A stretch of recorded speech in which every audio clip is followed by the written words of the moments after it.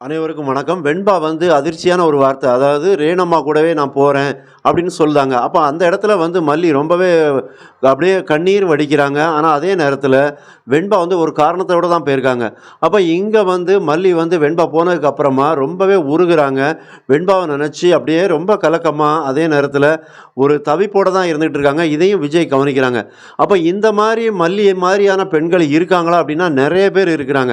தான் வயித்துல பிறக்கல. ஆனா இன்னொருத்தர் தன்னோட கணவனோட முதல் மனைவியோட குழந்தைங்கள எவ்வளவோ பெண்கள் வந்து தன்னோட வயித்துல பிறந்த பிள்ளைங்களா நினைச்சு நெறைய பெண்கள் இப்பவும் வாழ்ந்துகிட்டு தான் இருக்கிறாங்க, வளர்த்துக்கிட்டு தான் இருக்கிறாங்க. அதையும் நான்லாம் நெறைய பார்த்துருக்கிறேன். அப்ப அந்த மாரி தன்னோட வயித்துல பிறக்காத இந்த வெண்பாவ மல்லி வந்து பிரியிறாங்க அப்படிங்கும்போது, அதுல அந்த குழந்தைய விட இவங்க தாங்கிக்க முடியாத ஒரு துயரத்துல தான் இருக்கிறாங்க.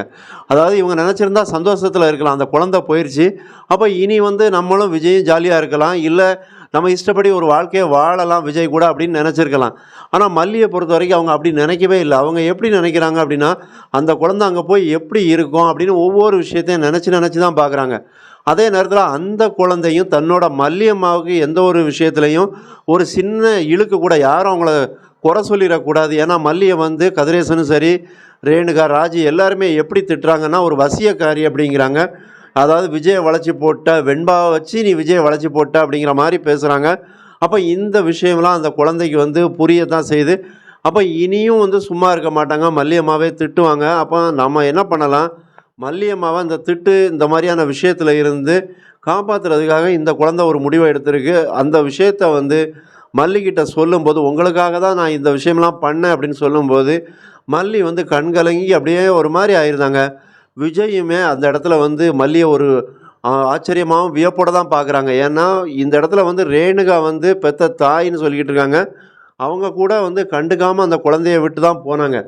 அதன் பிறகு ராஜி சொன்னதுக்கு அப்புறம் தான் இவங்க குழந்தைய தேடி வந்தாங்க. இப்ப இந்த குழந்தைய வளர்க்குறதுல மல்லிய மாரி எத்தன பெண்கள வந்து நீங்களும் பார்த்துருக்கீங்க அப்படிங்கிறத கமெண்ட்ல பதிவு பண்ணுங்க. அதே நேரத்தில நான் பார்த்த ஒரு விஷயத்த சொல்றேன். அதாவது ஒர்க் பண்றவங்க தான் அவங்க. அந்த கணவர் வந்து அந்த மனைவி அதாவது 2 ஒரு பையன், ஒரு பொண்ணு. அந்த பொண்ணுக்கு ஒரு 5 வயசு, 6 வயசு இருக்கும். அந்த பையனுக்கு ஒரு 3 வயசு குழந்தையா இருக்கும்போது, அந்த முதல் தரம் அவங்க இறந்துருந்தாங்க.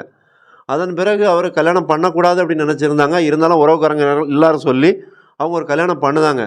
2வது கல்யாணம் பண்ணும்போது, அந்த பொண்ணு சொன்ன வார்த்தை என்னன்னா, "எனக்கு குழந்தையே தேவையில்ல.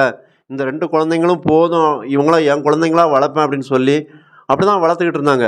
அதன் பிறகு பார்த்தா, அவங்க அந்த குழந்தைங்க 2 பேரும் வளர்ந்து காலேஜ் எல்லாம் முடிச்சு, கல்யாணமும் ஆயிருச்சு. அதன் பிறகு அப்போ வரைக்கும் வரைக்குமே அவங்க வந்து தனக்குன்னு ஒரு குழந்தைய பத்தி அவங்க யோசிக்கவே இல்ல. அந்த 2 குழந்தைங்களையும் தான் குழந்தைங்களா பாவிச்சு வளர்த்து வாழ வச்சாங்க. அதே நேரத்தில திருமணமும் பண்ணி வச்சாங்க. அப்படியான பெண்கள் நெறைய பேர் இருக்கலாம். இன்னும் சொல்லிக்கிட்டே இருக்கலாம். ஒருத்தர்லாம் வேற அதெல்லாம் சொன்னா ரொம்ப சென்டிமென்ட்டா இருக்கும். சரி அது வேண்டாம். இருந்தாலும் இப்ப மல்லிய பொறுத்தவரைக்கும் அந்த வெண்பா சீக்கிரம் வரணும் அப்படிங்கிற ஒரு விஷயத்துல எதிர்பார்ப்போட தான் தவிச்சிட்டு இருக்கிறாங்க. அப்ப இனி என்ன பண்ணுவாங்க வெண்பா அப்படின்னா, அங்க வந்து தெரிஞ்சு போயிரும். ரேணுகா யாரு? என்ன? அப்படிங்கிற விஷயங்கள் எல்லாமே வெண்பாவுக்கு ஓரளவுக்கு புரிய ஆரம்பிச்சிரும் அப்படிங்கிற மாரி தெரியுது. அதனால தான் கதைய இந்த மாரி கொண்டு போயிருக்காங்க. மறக்காம சப்ஸ்கிரைப் பண்ணுங்க, கமெண்ட் பண்ணுங்க, லைக் பண்ணுங்க. நன்றி.